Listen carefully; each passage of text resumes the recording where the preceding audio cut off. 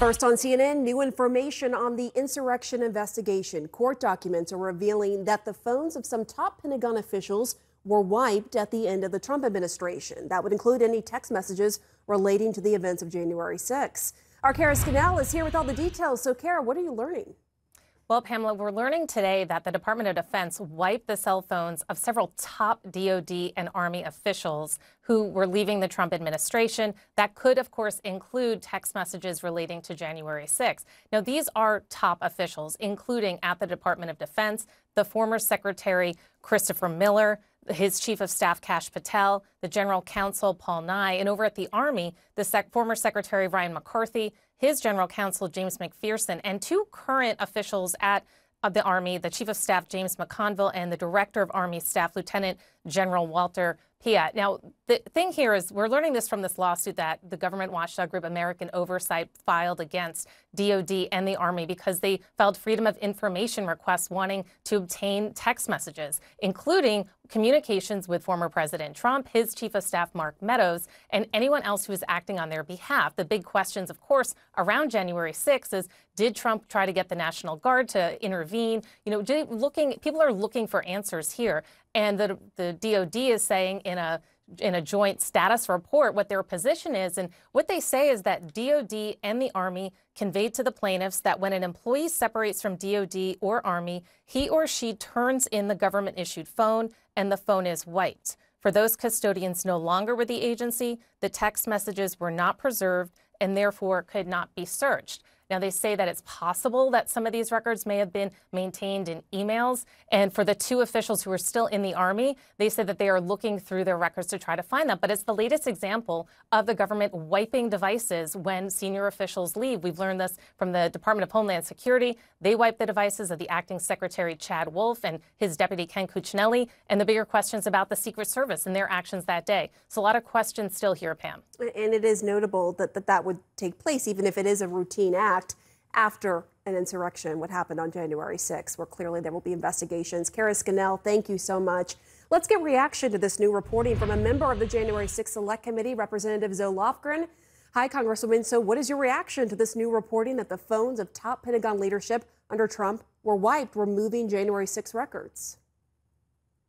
Well, it's a tremendous concern to see these various agencies not living up to their obligation to preserve records. And especially, wouldn't you think on January 6th, there might be something worth preserving and that we would want to know everything about it?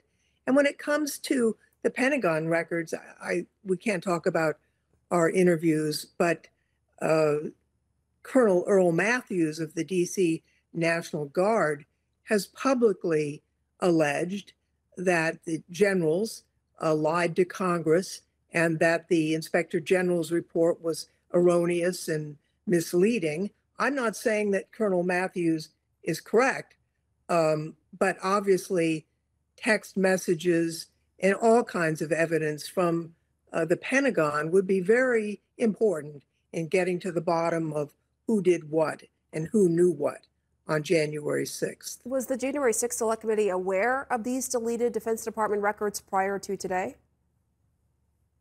I do not believe so. I was not, which is another concerning matter, that this was not disclosed to us by the Department of Defense. And you have interviewed some of these Pentagon officials. Can you tell us anything else that you have learned from them in terms of Donald Trump and his lack of action about calling the National Guard to the Capitol building that day?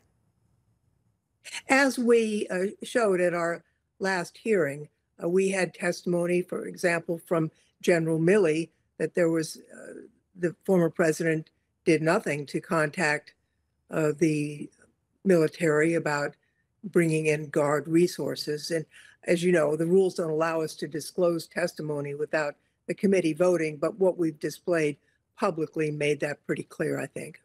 I want to ask you about Attorney General Merrick Garland saying that the Justice Department would investigate Secret Service checks if there are criminal allegations. Have you seen any evidence of criminal activity here?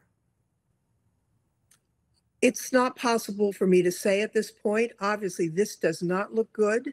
The department, the agency, was directed to retain everything. in a letter sent by the chairman of the 4 committees with jurisdictions before the January 6th committee, told to retain everything. And 11 days later, they erased everything. So that is a problem. And obviously the committee is a legislative committee. We're trying to find facts. We don't do criminal prosecutions, but I think that this needs a thorough review. The one thing that this review should not do is prevent forensics from being applied to those phones to see if we can recapture any of the text messages. That's essential. And apparently the Inspector General of Homeland caused a halt to that, which was very distressing. And after not telling the committee for over a year about this entire debacle. And I know that is something the committee is looking at as well. Representative Zoe Lofgren, thank you so much.